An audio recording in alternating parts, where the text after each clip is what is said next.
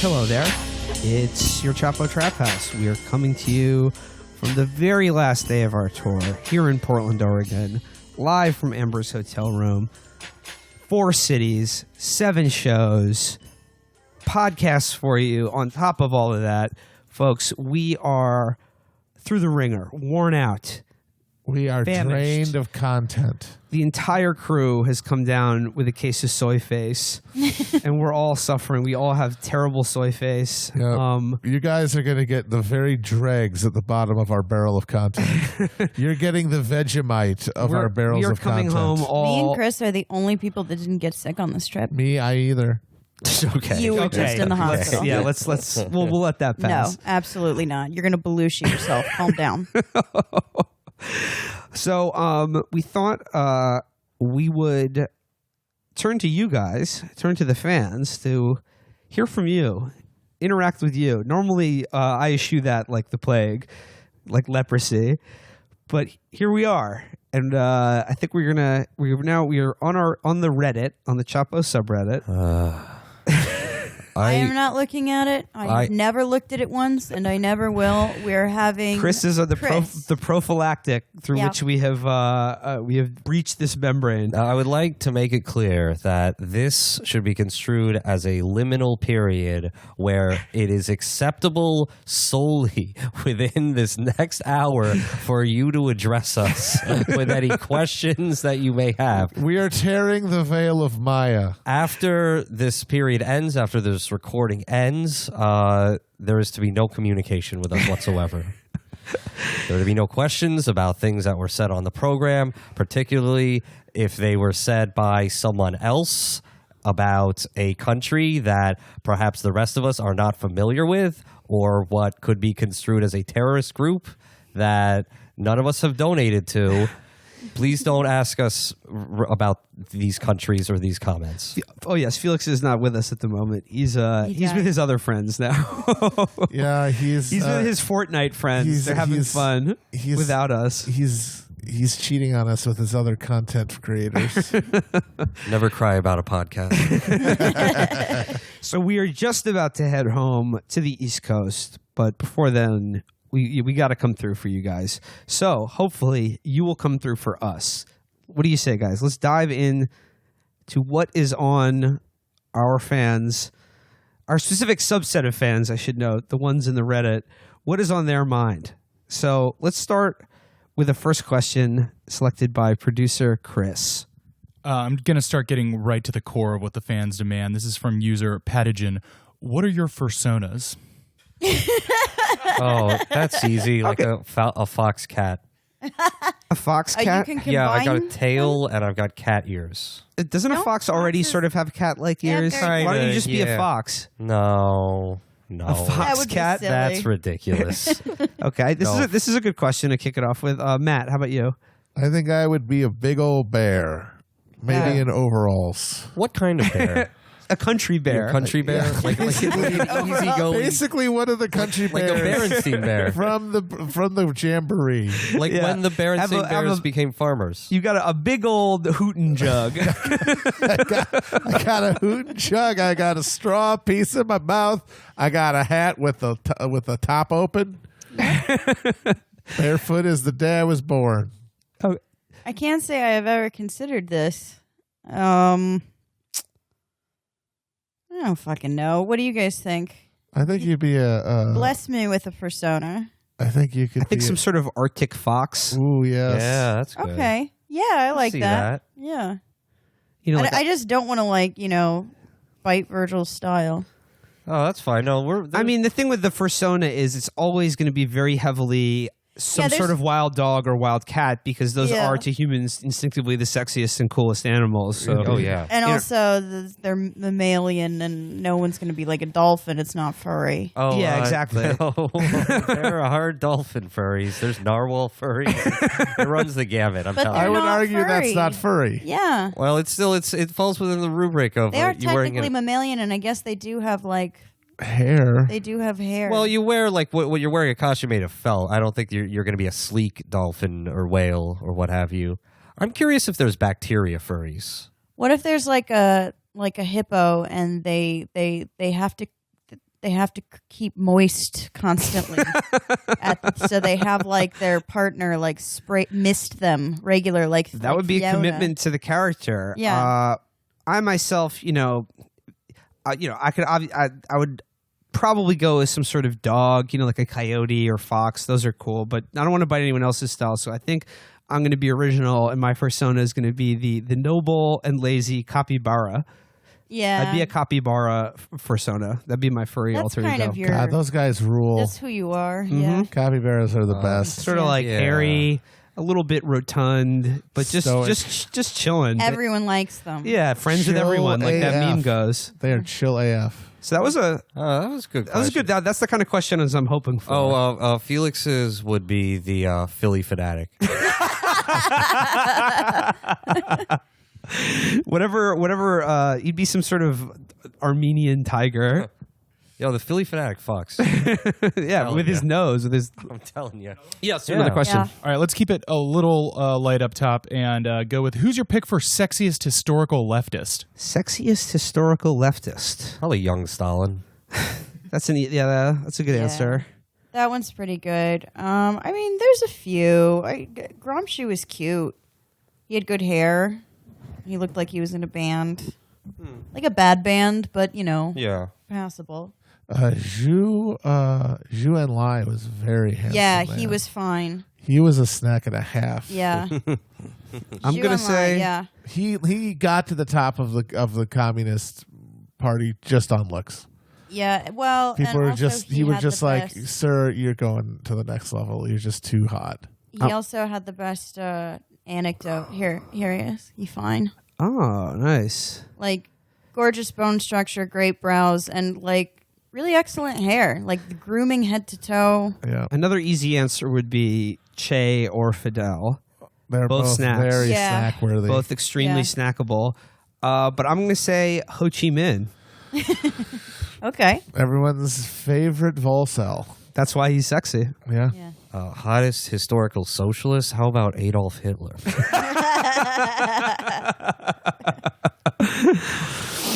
Okay, that was the next question. Let's keep them going. All right, going a little deeper. This is one that interests me as I was listening to the show before I came on. But something you guys brought up, this is from user Moonout1. Something you guys said which genuinely interested me is that Donald Trump winning the presidency would ruin the show. I think you said it around election night. Why did you think that specifically, and do you think that's still the case? So I guess just in general, what has Trump's presidency done with your guys' ability to do comedy and do the show? And also, third, Will, why do you hate us? I'll answer the last one first. Oh, look who just dropped in. Who's that It's- at the door? It's wacky podcast favorite Felix Biederman.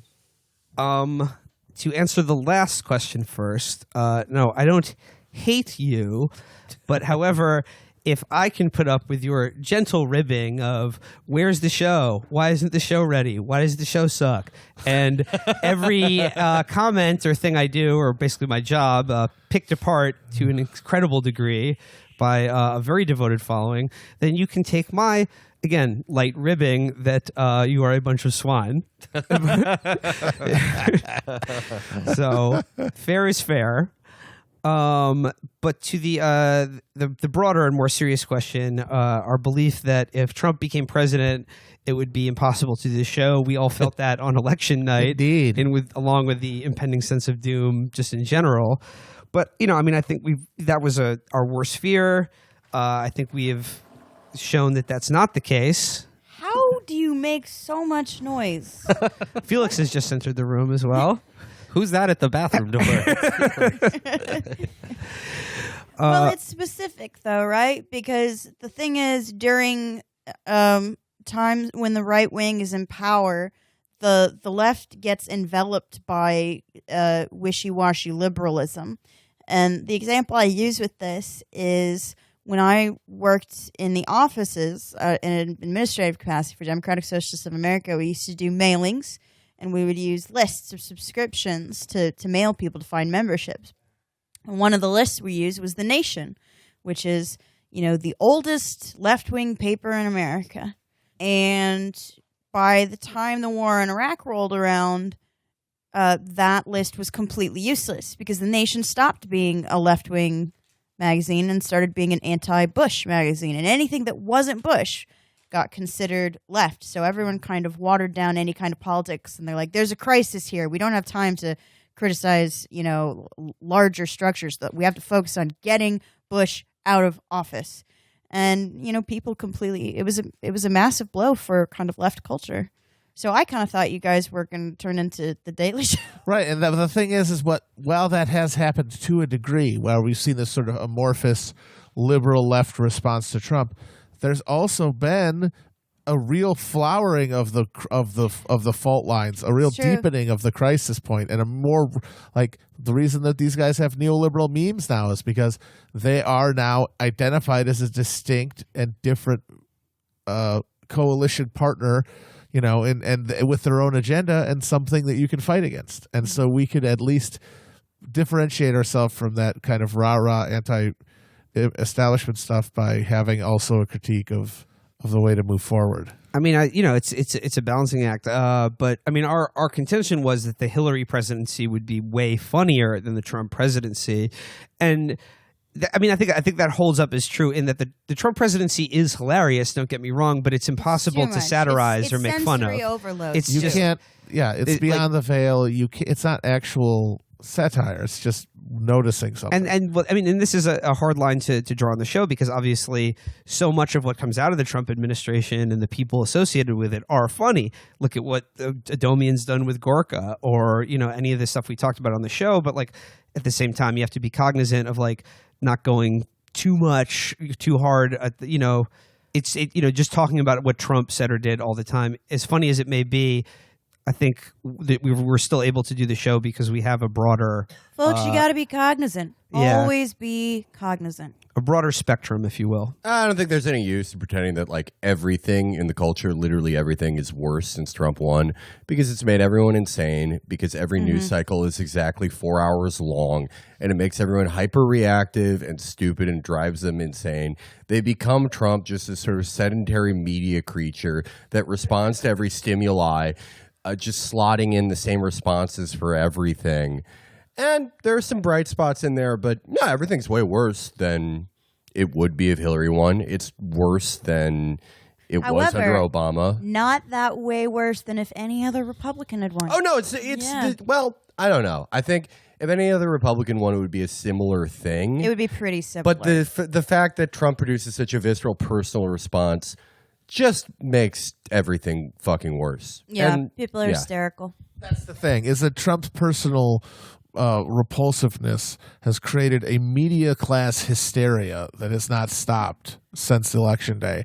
And it's just a prolonged, almost like a neurosis and crisis mode. And everything has to refer to Trump in some way. And you have these neurotic obsessions. Well, what constitutes normalizing Trump, and how do we avoid doing that, and what problematic content can I really absorb in this environment? And it just makes everything insanely neurotic. I think Watch. L News is Trump Watch now. Yeah. I think we were correct in our initial assessment that the Hillary Clinton presidency would be a much funnier and more rewarding comedic and satiric target than a Trump one. But I think the good news is like all those same assholes are still out there and they're still going to be with us. And what we said the day after our election show, I think holds up just as true now. We got to defeat these assholes before we can even think about taking on the fuckers who actually control the country. Indeed. Okay. Next question. Great. So I'm going to start combining a few things that several people have asked. One theme that I've seen a few questions of is if you have any advice or thoughts for folks who might not be in major urban areas. I know that we are all speaking as people from New York, but specifically one was, while you guys talk a lot about organization for those who live in major cities, what might you recommend to Chapo listeners who live in rural communities and wish to participate? Basically, do you guys have any thoughts on how to be a leftist outside the cities? I did that. It's very hard. It's much easier if there's union activity going on in your area. But I mean, there's a reason why politics hinge on urban areas. It is just literally a more advantageous position to be in. because there's more people, and that's just part of what it is. And that tends to be where, sort of municipal machinations of politics are centered. I'd say one thing to do, go to your local government and see it in action. Go to the city council meetings. See what local issues you can actually address and find other people who have similar concerns. Usually this stuff is public and people don't know it's public. Yeah, exactly. I went to a few when I lived in Bloomington, which is not even like a tiny place. But it was kind of shocking at how big the room was, because it was made to be like a large sort of public thing where they got input from the public, and no one ever went, but except when there were like massive cuts to the city budget. But yeah, when I was very rural, it sucked a lot. I think I just there was some SEIU activity going on at the time, and that's basically I just found and know that you might have to drive to find the action. But like, for example, going on right now, there's big teacher strikes going on in Oklahoma and Kentucky right now. Hell yeah, there are. So yeah, but that doesn't happen very often. Yeah, well, if you're in those, there's an opportunity. I'm going to stay in my lane in this one. Actually, one of the things you should do, if you possibly can, is subscribe to labor notes, because there are all over the country all kinds of labor battles happening all the time that are not receiving any reportage whatsoever. And you don't know. Maybe you're near to something that's happening that you just don't even know about. I think that's a good answer. If you're in the country, you're doing rural things. You're stealing pies off windowsills. Your cows stand upright and play banjos, washboards. They pick up a porcupine and play them like an accordion. You can unionize the cow band.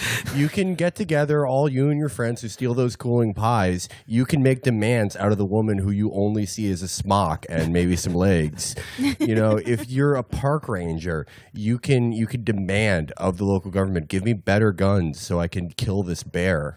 Let's institute a standardized testing for park rangers so they don't get outsmarted by this bear. Unionize the bear. The bear is a class enemy, and the Rangers are the bravely standing up to President Trump, who is privatizing our federal park system, giving it over to the picnic stealing bears. The bear worked at Mar-a-Lago, and before that, RT followed the money. The other thing is, if you just have a regular 9 to 5 in the country, which is like the most common job in exurban America, is you're throwing a football through a tire swing.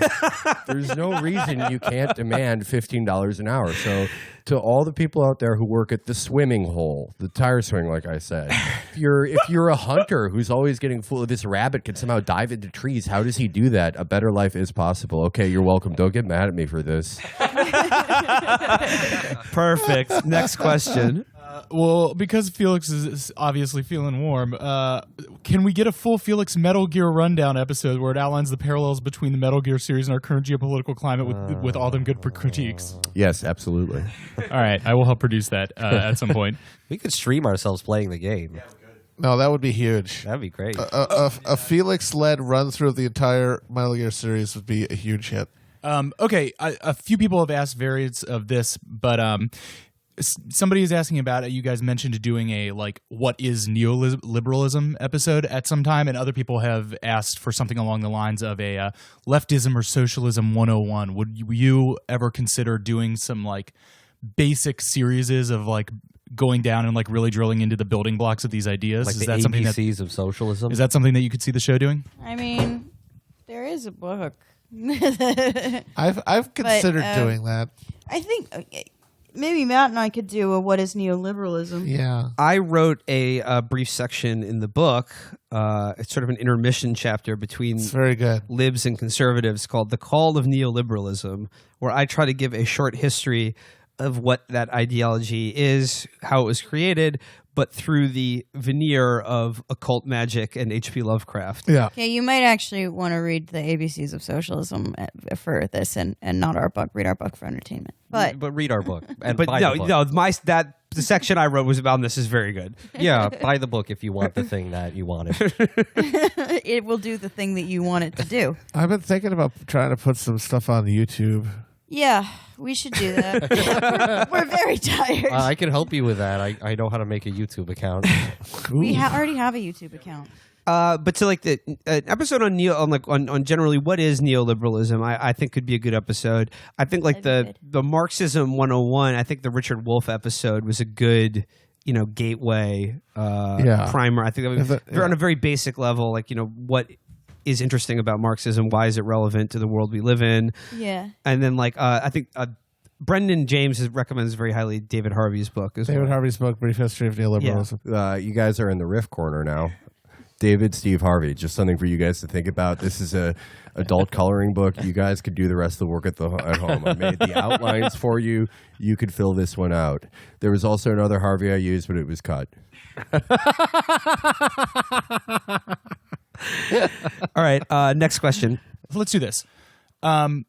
While the show has brought up socialist movement in other countries on occasion, mostly Corbyn and Labor, Chapo is primarily focused on the left in America. Matt has mentioned, with varying levels of seriousness, I think, the lack of revolutionary potential in America and the current future hell world that results from it. As a listener who doesn't live in America, I'm interested in everybody's thoughts on your conception of the relationship of an American socialism with socialism as it does or can exist throughout the rest of the world.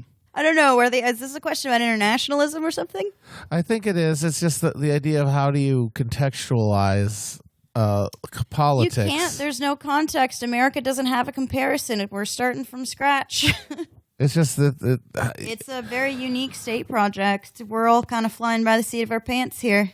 You got to build alliances, but it's hard to do them on equal footing when you're such a hegemon. Well, I think the Comintern was a good kind of model, but that obviously made more sense when we had the great and noble USSR. Yeah, it's just so hard to find like the point of, because you're going to have to disentangle Americans, whatever kind of socialist project, from its overseas empire.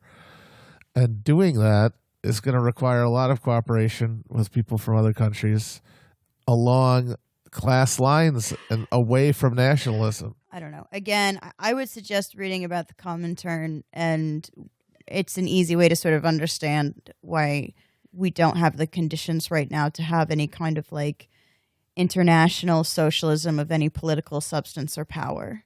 So I don't know. We're starting from scratch. We're flying by the seat of our pants, but it'll be fine. It's great. Okay. I'm not quite sure how to answer that one. So next question. Big ups to my boy Abdel Al-Sisi for crushing it in the presidential election Absolutely. in Egypt. Congratulations to 97%. This man is clearly a reformer with results, and his public has rewarded him for it. He is a nasty hoe, and the people love it. He has a mandate, he has political capital, and he is going to spend it. Chris, can you please tell the Reddit to ask good questions? What are your all favorite podcasts? That is a good question. We have been sort of ending each one of our live shows here on the Toro is sort of a roll call of the shows that we like and listen to and are done by our friends. So just off the top of my head, Street Fight, Champagne Sharks, Come Town. Have you seen this? Age of Napoleon, No Cartridge, Episode 1, Your Kickstarter Sucks, Go Off Kings, The Sit Down with Mike Racine. What am I forgetting? The Daily with Michael Barbaro. The Dollop. We've extensively covered the podcasts that our friends do, and those are like pretty much the only ones I listen to anymore, but some podcasts that from people who have no idea who we are that I really enjoy are Your Mom's House, Tom Segura and Christine Brzezinski, Deez and Marrow, one of my all-time favorites. Podcast In Memoriam, Combat Jack was incredible. Combat Jack was great. Yeah. Let's see, what else? Joe Rogan Experience. I don't really listen to podcasts. I would say no podcast is worth listening to. I mean, I really Other don't. than this show. I listen to every Hometown, and I listen to like FT's The Big Read and FT World Weekly. Comedy Bang Bang. Little known fact about me. My actual favorite podcast of all time is the Ricky Gervais Show. I know it's unfashionable to like Ricky Gervais now because he's become such an embarrassing, Really annoying. So annoying. Total However, Carl, honestly, I mean this seriously. The Ricky Gervais Show, and then going through the whole back catalog of the XFM years, got me more into doing what I'm doing now than pretty much anything. That was my biggest podcast influence. But Will, how can you like something that's produced by an annoying person? How can an artist be annoying? That's a question fans of our show should ask themselves. But no, Carl Pilkington to me is like one of the great, brilliant, yeah, fascinating characters of our time. I will consume any Pilkington-related product or content, and the fact that Ricky introduced him to the world, for me, forgives every other crime against humanity he's done. I would say if you're looking for something to listen to for an hour, check out albums. Like an audiobook these days. Or Robert Caro's The Power Broker. You will be listening to that one for quite a while if you are bored and need something to listen to. Okay, next question. Favorite Adam Sandler movie besides Reign Over Me? Oh, go! Shut the fuck up! Why?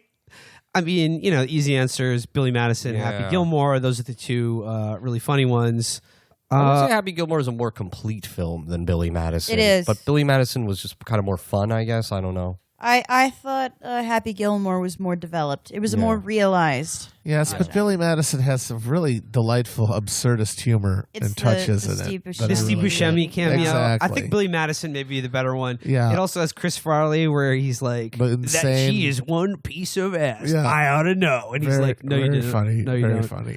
It's got Norm Macdonald's bits, in it. Memorable bits that I enjoy to this day. Matt, you were actually talking big about Little Nicky the other day. You said that was the best Sandler film. I enjoyed it when I saw it. That's for sure. The Wedding Singer was also enjoyable. Looking it back, was a romp. Looking back, I think, wow, I really did not know what comedy was at that time. We used to think our lives were so simple, and we watched The Wedding Singer. Now it's 2018, and we have to watch The Bride Singer. Damn. I have not seen Little Nicky, but I did watch Jesse on Go Off Kings try to play the Little Nicky Game Boy Advance game, and he was having just so much trouble with it, so I don't think the movie's worth your while. All right, next question. Here's one that I like. It's phrased as, who is the worst person in Congress and why is it Claire McCatskill? Which I think is funny, but maybe in a different way to do it. Do you all have a particular person that you find loathsome? Like my guy is Marco Rubio. They're all awful, but he's the one that I always find the most ire in my heart for. For me, it is no contest. Chuck Schumer.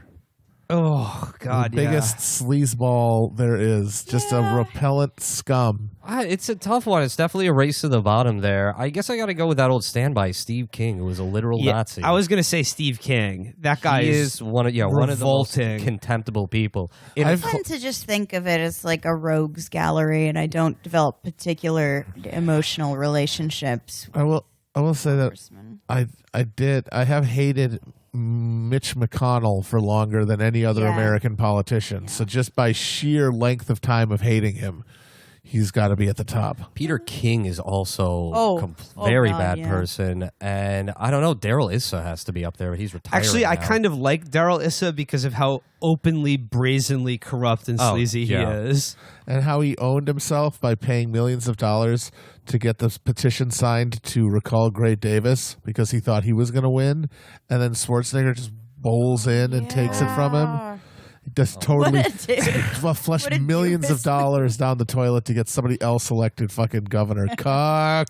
Daryl is also cocked himself. Several on Chris's lines. Paul Ryan. Repellent. Awful. Viscerally repellent figure. It's like the ones that are have the hideous politics, but also have this like Jeff Flake, that asshole. All the guys who have hideous politics, but like this Ben's good guy family man. Ben Ass, yeah. Those guys honestly revolt me more than even the Steve Kings or Louis Gohmerts of the world who look like fucking oaky gargoyles.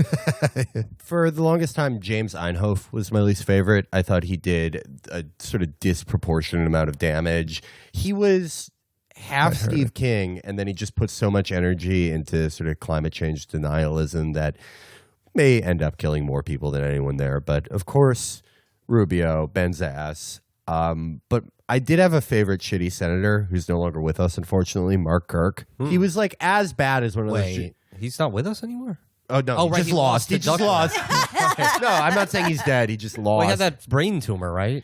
He had a brain tumor, and it made him behave I very appreciate the coolly. euphemism, though, where you're like, he's no longer with us. Yeah, so he did have a brain problem, and it made him even cooler. And when he was running against Tammy Duckworth, who ended up beating him, he was like, someone asked him some weird question about Lindsey Graham, and he's like, Lindsey Graham is a player with no hose. And he legitimately said that, and people were like, what? And he went, oh, it's a South Side thing. And he's from fucking Calumet. Bang, bang. No, Felix, remind me, didn't you get kicked off Twitter because you changed your display name to Mark Kirk Press Secretary? Yeah, that was the first time I got suspended as by your logic, was because Mark Kirk was just killing it. He said Tammy Duckworth won't stand up for veterans. Tammy Duckworth lost her legs, and what else? The pimp with no hose, a brother with no hose. He said he was a bro with no hose. That's what it was. Yeah, bro with no hoe. He stole valor at a campaign event. He's just all around kicks ass, and I was like, this guy fucking rules. Let's just say Lindsey Graham is a down low brother. Yeah. But anyway, that was my favorite shitty guy, and my least favorite shitty guy was probably like Einhoff. It's a good question, but generally I agree with Amber. Like when I think about Congress and the Senate and anyone in and out of it, I just think of them all as just demons. Well, just I just think of demons. them as actually kind of like a rat king. Yes, You know? like all their tails are tied together. It doesn't actually make too much sense to individuate them unless you're dealing with a local issue. Oh, one more is coming to me now, just like from beyond the veils of fucking Tom Cotton. Oh yeah. That dead-eyed psychopath. Dead zone. Oh my God. That guy is Greg Stilson. We were talking about this the other day. We made fun of this on the show. He was the guy who's like, my favorite thing is to go jogging every day at 5 a.m. so I can reward myself by eating birthday cake every night. But my real reward is when I drain the blood out of a small boy and then drink it while I plan to start World War III. I would love for Tom Cotton to reward himself with some yellow cake in the morning. Okay. Tom Cotton. Ooh. Bad dude. Oh, Bad. Baphomet. Jesus. Big rat and the Rat King. Well, while we're talking about electoral politics and the awfulness of it, this might land more towards Virgil, but genuine prediction question. I know it's early, but what do you all honestly think is going to happen in 2018 elections? Well, the Democrats will win back the House and possibly the Senate. I would lean towards probably the Senate, but it's obviously very close. I'd say it's a 50-50 proposition right now. It would obviously be easier if McCain, left his seat and that were another open seat. I wouldn't be surprised if they couldn't get their shit together, though. I Yeah. think they're running around like chickens with their dumb heads cut off. And they've got a very uphill climb against gerrymandering and voter suppression. I think that the Republicans squeak by with a very small 2 or 3 seat majority. No, I'd like to just as the objective neutral party here. Matt, of course, always bets on the worst possible outcome. He's a strong bettor on the doom scenario, but thus far. Virgil has gotten the better of these bets going. There's obviously there's gerrymandering, but Democrats haven't exactly been hobbled in these special elections recently, and it's not. They're not going to show like they're not going to win in 2018 a House popular vote by like a 20-point margin or something like you saw in Alabama and the Pennsylvania special election. But I would say they're on track for an historic something like a 10-point romp there. It would seem which would be like- more than enough to win back the House, even despite gerrymandering. It would seem like the House money is on the Democrats taking back the House, midterm wave election, sort of unpopular Whoa, president. Oklahoma teachers are asking for $10,000 raises for teachers, $5,000 for support staff, and $200 million in education funding. Sorry, I actually never watch cable news, and then whenever we go on tour, I start watching it again. And it's psychotic because all of these people have lost their minds. But sometimes the crawler will actually give me an interesting piece of news, and I'm very excited about that. In between, rambling about Trump and Russia, The Easter Bunny. and the Easter Bunny. Yeah. Sorry, just to complete my thought. What I was saying is, the House money would be on this being a wave election for the Democrats, but what disturbs me is that this will be a replay of the 2006 wave election for the Democrats, where, we've talked about this before. Rahm recruited every Iraq war veteran who likes the West Wing to run for Congress or whatever, and it worked in the short term, but of course was a huge failure in the long run.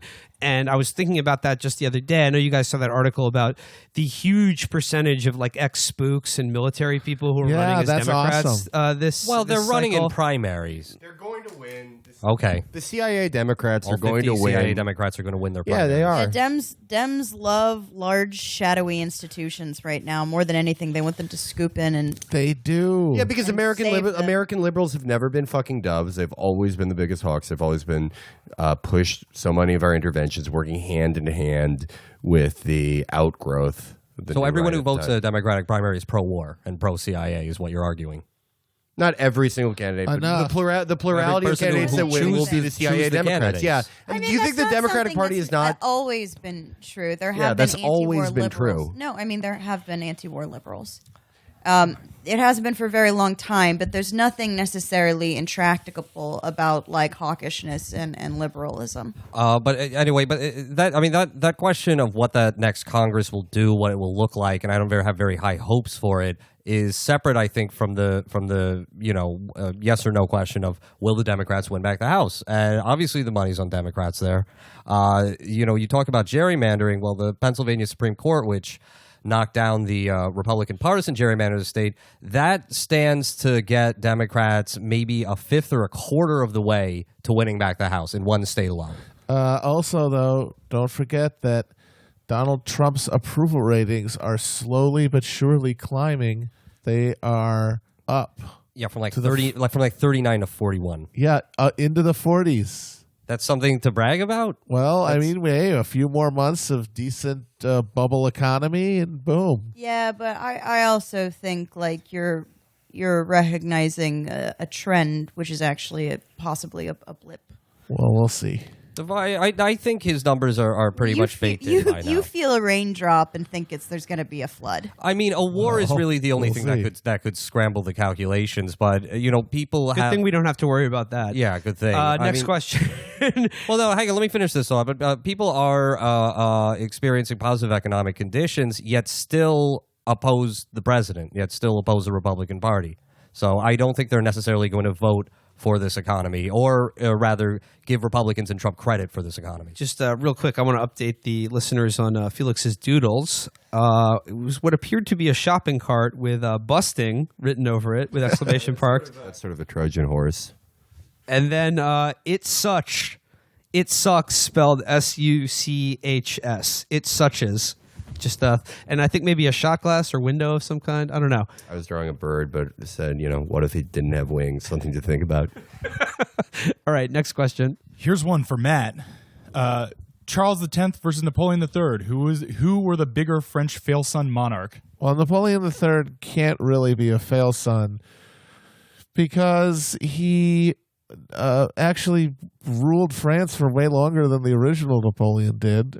He ended up getting deposed, but I mean that's sort of par for the course for any kind of great man of history. So That's just France. So I think he as goofy as he is, it really is more just an indictment of the society that produced him.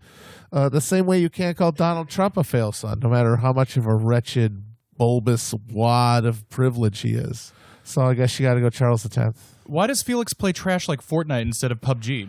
Ooh. Shots fired. PUBG doesn't work. It's filled with cheaters. It's boring. Everything in it looks ugly. It's the worst interpretation of the real engine. The ballistic physics are terrible. The only time I tried to play, I didn't do very well. I can't play with my friends Michael and Chet and Aaron, who are really good at the game and Secure Me Squad and Duo wins. And finally, you should never compete with the Chinese. Let them have it. I respect them, and I want them to take over PUBG. It is buggier. That's true for a game that just now came out of beta a few months ago. That being said, I never had a problem with the ballistics in it. I thought they were pretty good. Also, cheating that's a huge thing in Fortnite now too. No, it isn't. I'm just Mr. Too Damn Good. Fortnite there's a building element. PUBG is more luck based. Also, I feel I than hate that Fortnite. building shit. I watched playing fucking Fortnite. It just looks like you're building a deck. Well, that's that reductive bullshit. You can introduce it to any game. You can introduce it to the games that you liked when you were a kid. The E.T. game that they dumped in the landfill in New Mexico. A somehow more racist version of Custer's Revenge you made your parents get you. Oh, God. They got you Custer's Revenge rated NC-17. They're like, oh, we've added a new type of racism to this one. And, that one, that's just you could be reductionist with all those, like, oh, Mario is this is whatever Italians see when they close their eyes. Yeah, true, but there's so much more than that. Okay, Sonic. Oh, this is a metaphor for the spectacle or whatever you guys would say. Any of you who would say that, the train table simulator, you're just scheduling when the trains come. Yeah, and? No, I will say that the one thing PUBG has that Fortnite doesn't have, and I don't think will have, is you can drive a car in it. It's fun. And a boat. It's rumored that vehicles are coming to the next season of Fortnite. The map is so small, though. Vehicle would be OP. You know what's the best thing about maps? You can always make them bigger. That is the best thing about them. I take no position on. There's so many good things about maps. Well, yeah, but if you're trying to zero down on what the best thing about maps, that's definitely it. I take no position on PUBG, or Fortnite, but I do take a position on the film Battle Royale, on which all of this is based. See Battle Royale. Check it's it out. Very good. It's a delight. Popcorn classic. I don't like the CGI blood. Okay, you talked about this a little at the shows yesterday, so maybe you would want to expand on it. What entertainment / art of the past couple years do y'all think reflects the Trump era, either intentionally or unintentionally? This is a documentary I saw called Idiocracy. I think predicted a lot of what happened. That's a good question. What do you think? Burn after reading. Yeah, the Coen Brothers burn after reading really feels appropriate for the era we're living in. We were also talking earlier about Iannucci and the thick of it. Again, I think being very indicative of, as Amber said, not the politics of our era, but the office politics of our era and the sort of office politics of politics. Yeah, I find that very telling and sort of prescient when I return to it. Yeah, Iannucci in general, I think, is very strong about that. But I would also say, to say something is of its time, literally everything is of its time. The Big Bang Theory is a Trump era piece of art or whatever. I guess it started before then or whatever. Yeah, but no, it's O'Bungler all the way. no, it is. Obama actually created that show. That's He's how he head burst writer. onto the map. People were like, why is the head writer of the Big Bang Theory speaking at the DNC? Then boom, he's president. Never judge a book by its cover. I've never seen this But television no, I think show. this is perfect. Big Bang Theory was the sitcom of the Obama era, and Roseanne is going to be that one of the Trump era. She's already got massive ratings. She's going to overwhelm that show. Maybe. But also, I think it just started, and there's probably going to be a drop off if it's not very funny. But Still. that bad Tim Allen show where he's a vlogger. Last Man Standing. Yeah, Yep. he's a vlogger who pretends to be an outdoorsman, but really he's a small business owner and spends all his time yelling on the internet. Yeah, He's a marketing guy. That's pretty. but they canceled that after Trump won. I know, yeah. Because he Because- was too dangerous to have on television. But really, it's redundant. You don't need that show if Trump's president. But also, Yeah. just every show that is on now exists in that moment. I don't think you should necessarily try and comb through art historically to try and find some sort of representative piece of art. I think you're going to find some things that maybe address politics or cultural moods a little more finely than others, but I mean, it's not always going to be so literally didactic as I think Tim Allen. But I mean, I think you can find, in a subjective sense, something that gives you from the past that reminds you of the way you feel now or channels it in a certain way. Possibly, but it may not be the things we're identifying now. Yeah. Time will tell. Matt, didn't you have a theory that Tim Allen only has a TV show when there's a Democrat president? That was Alex Nichols. He wrote that. Oh, yeah. And he's 100% He's correct. right, yeah. He is the repressed American male. And then once he becomes embodied in the White House, he just dries up and falls off like a vestigial organ. Okay, we will see Tim Allen back on TV 2020. Well, one of the things we talked about last night at the show was this Roxanne Gay article about the new Roseanne sitcom, which basically says, I'm not watching it because things are too serious now to enjoy problematic pop culture, and the people who create it, because Roseanne Barr, the comedian, and Roseanne Barr, the character, are both Trump supporters on this show. And, Roseanne's piece was sort of worrying that by exposing ourselves to this, it's a danger to our culture, or it's irresponsible in some way to air the views of legitimizes Trump. As she said, it normalizes Trump. It normalizes the president. Oh. And I think the point I tried to make last night at the show, maybe after drinking a little too much, was the idea that if we're scared that if negative pop culture is going to make things worse, then you would have to take seriously the idea that positive pop culture makes things better. And I think our current reality has fairly conclusively proved that it doesn't make anything better. Well, I think there's very little positive pop culture. No, I meant like positive in this, like it's not Trump, progressive. Right, exactly. Yeah. Okay, look, Parks and Rec ran for 9 million seasons and Hillary didn't win. It's true. I'm sorry, art does not fucking produce politics. When you look, politics produces art. When you Quit putting the cart before the fucking horse. When you look at what the cultural moment was in 2016, in terms of what programming was being put on television, basically everything except for $1 Million Extremes, World Peace.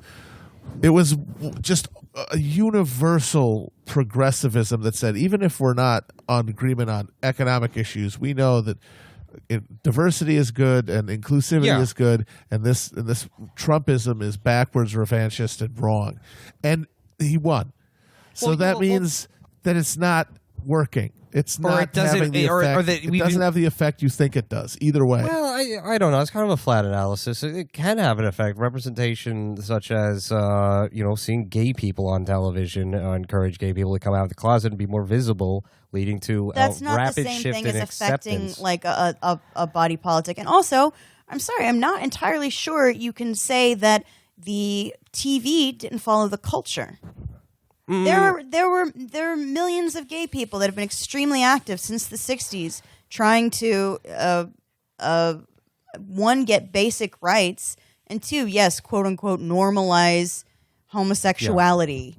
Like I mean, to say like, oh, it was a TV show, that's kind of dumb and insulting, and I think historically inaccurate. I mean, it's a capitalist enterprise. They're never going to say we need to promote this idea for its own good. That goes against the profit motive.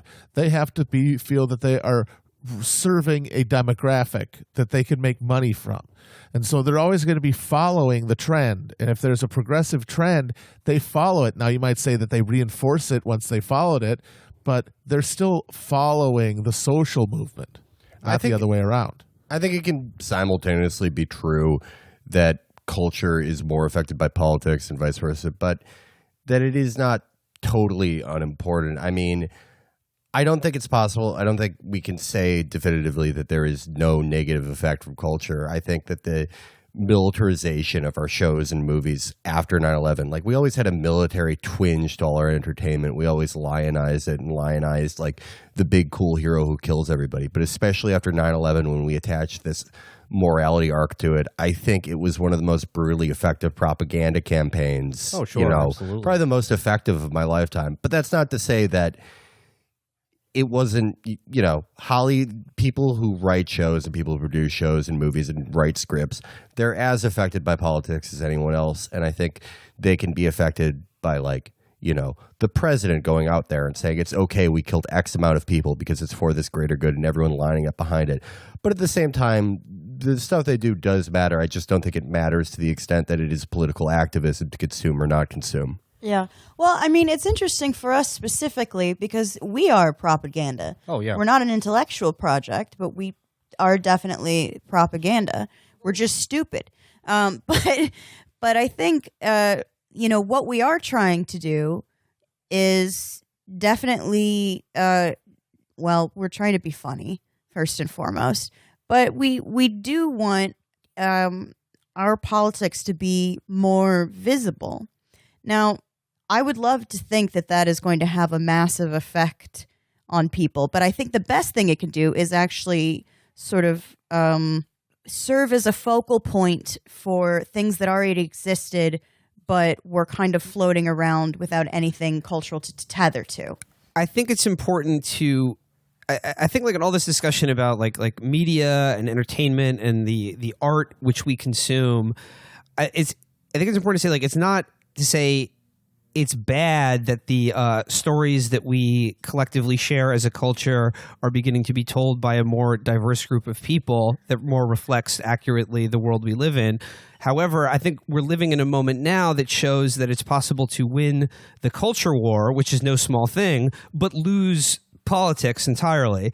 And I think it's worth examining why that's the case and what effect investing so much heavily in the culture at the detriment of overall politics. Does that make sense? To the detriment. I would agree. Does that make sense? Yeah, no, I think so. And I think we've reached a point at which culture has become a substitute for politics and not a supplement. Because it's the arena in which liberals have won and still are winning, which again is not a small thing. Just look how angry it makes right-wingers, which is good and funny to me. Making right-wingers angry isn't necessarily going to give us any footing. No. Yeah. I don't think we should try to be like polite or cater to them either. But my proposition is simple as this: in the absence of anything resembling an ideological education that can help you make sense of history and the world in which you live, people will use the narrative structures that they learn in films and television and apply those to the world to explain things, which leads, of course, to conspiracy theory bullshit. Like Roseanne famously said the other night, I love the QAnon stuff. It's like a movie. Yeah, I'm like a character in a video game. And to that point, Felix is absolutely correct that the militarism of our films, where you have what is it, like this Joseph Campbell shit about a hero's journey and narrative and things like that. Like these narrative structures, which appear over and over again out of capitalist Hollywood. I think they definitely have a negative impact in the way people view the world. And I think you can draw a distinction between these kinds of films that have a Western capitalist narrative structure and what you could conceive of socialist cinema. But as Felix pointed out, that huge wave of war propaganda, it was also in congruence with 3 cable news channels of 24 hours a day of war propaganda. Oh, sure. So again, I think culture as supplement and a way of kind of coalescing ideas that are floating around, disconnected. I mean, there's at some point you arrive in this kind of chicken egg argument, which, I mean, whatever. We could all read Roland Barthes or something, but I do think, and I think we would all agree here, at least to a large extent, that the current mode of culture analysis is this deranged kind of miasma theory. Yeah. Where, if you watch the bad thing, it will infect you with the bad ideas. And if you watch the good thing, it will infect you with the good ideas. So you must always be vigilant and never consume anything that you're not going to agree with, because it could trick you and it could change you and bewitch you into becoming right-wing or reactionary somehow. Yeah, that's the thing. I mean, that's why I would say that if you wanted to fight politics, do politics on some ground, that investing in education is more important than trying to change mass media. I hate to be like this, but like a liberal arts education is good for people. A little bit of artistic analysis, I think, does make you a better sort of consumer of culture. I think a lot of the stuff about harmful views is sort of a smokescreen for you don't like somebody. Yeah, I mean, I don't like this. How many people do you think are going to be swayed by Kevin D. Williamson? How many people are going to read his overwrought Count Dracula prose and see his Minge the Merciless? Count Chocula, please. Because Count Chocula prose and his Minge the Merciless facial hair, and just be totally entranced by this guy who writes like he's wearing a poet shirt. Really not that many. Yeah. Because people in gravitate general, towards what they want to hear. right, first of all. in general, like you don't get your mind changed that often. You get your mind changed by like material circumstances befalling or benefiting you, but you don't necessarily always read an op-ed. We live in this very blinkered media world where we think everyone is just is at the whims of whoever can make the best argument. Yeah. And I think that all of us are sedentary media obsessed oaths, all of us. And I think that the way that you try to pretend that that's not the case is by saying that there is a harmfulness to all these, like that, Williamson is going to bring down the good name of the Atlantic, or he's going to make everyone, psychotic anti-choice authoritarians like him, when really it's just, you don't like the guy because, can I fucking blame you? Look at him. Yeah, of Look course. at you. But it's not any more dangerous than what these places already write. Yep. And I think the point to be made about Kevin D. Williamson is, or other obnoxious figures like him who get these media positions, is that they are the product of a right-wing movement and the institutions that spawn by them that has been done a very good job of funding and promoting these people regardless of their talent or worth, because they sell a line that is convenient and it affects the bottom line of the people who fund it. Yeah. But as an ideological and political project, they have done a very good job of funding and building the kind of institutions that would allow for someone like Kevin Williamson or Meghan McArdle to get these positions of influence in the media to share their thoughts. That is more dangerous than any given individual. And if I have any single bit of advice for anyone who is still on Twitter for some reason, I don't know why, it's not that funny anymore. Quit getting mad that so-and-so gets hired for a publication. Literally, who cares? It is a bourgeois press making a bourgeois decision for its own bottom line. It's not for you. It's not a democratic thing. Seeing your own ideas reflected in the bourgeois media is not going to bring about political change anyway. None of this stuff means anything. It's just, I hate to be a Matt here, but it's a media spectacle. Be a Matt. Don't be a Matt. Yeah, be a Matt. Yes, Mr. Christman. Everything is the spectacle. All right, one more questions. So kind of combining something that a lot of people have mentioned in different things. This is kind of a two-parter. A lot of people are asking, can you tour here? Can you tour there? I don't know if you guys want to talk about what you're thinking about in terms of touring, especially at the end of this tour. So and nothing's set in stone right now, except that in August we plan to do an East Coast tour, roughly going from Boston to DC, though hopefully we can do some other fun places around there that's not out of the way, maybe Providence, or I was thinking even Portland, Maine. Portland, Maine. There's 12 That's people, way dude. the fuck out there, dude. Is that too far from Oh, Boston? it's like a 12-hour drive from Boston, dude. Or maybe Burlington, Vermont could be fun. There's probably people in Burlington. But back to the original, we do have Get a plans coat. to do a Midwest swing. Yes. Yeah. And then I would really, really love to do a Southern swing as well. Oh, indeed. Like Nashville, Memphis, Austin, Atlanta, New Orleans. I'd like to do Canada. Canada would be great, yeah. There were a few people asking about international. We also have a weirdly outsized number of Irish fans. Yes. This is not total bullshit, Also, though. a lot of them are really attractive, so Okay. we should definitely go there. Well, we did bring this up when we were in LA. We did have a meeting with our managers and tour agents about upcoming tours, and one of the things we did. One of the things we did mention was a tour of the UK, Scotland, and Ireland. I think that would be That would be a fantastic. blast, We'd be yeah. looking to do that probably early 2019. London, Manchester, Edinburgh, Dublin, and maybe yeah. Belfast. Yeah. That would be incredible. I would love to do that because as Amber says, we do have an outsized Irish audience who like They the love show. our understanding. They love Matt's impressions of them. They love our pitch Matt's going to get his perfect ass kicked. No, that's I would not. I'm going to go there and I'm going to talk like this, and I'm not going to get my ass kicked. I'm going to be elected T-Psych, or whatever you call it. The guy, the Prime Minister. That's their Congress. That's Yes. the body. Yes. The Dale Aaron. Yes. It's nice to go on a cute little tourist town like Ireland or the UK with no real history or culture. But we were going to the cultural lifeblood of the world eventually, the Great Lakes region. No, really, The waters of Earth. We are plotting a Great Lakes region tour, and I am more excited for it than anything. No, it's not because I was a loser when I lived there.